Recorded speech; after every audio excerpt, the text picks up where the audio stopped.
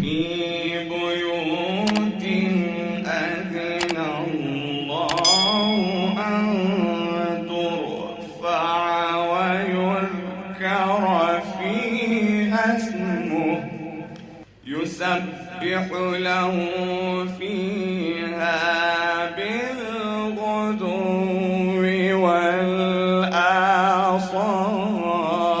والآصال رجال لا تلهيهم تجارة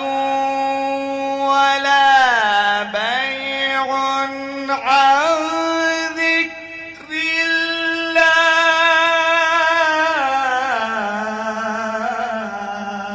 الله وإقام الصلاة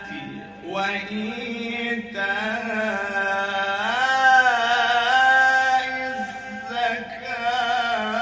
الزكاة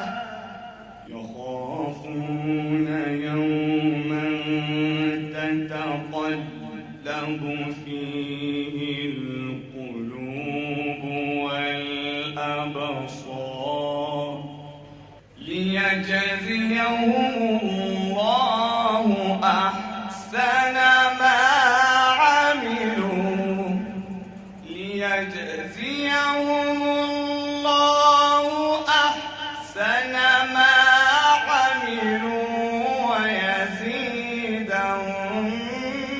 من فضله والله يرزق من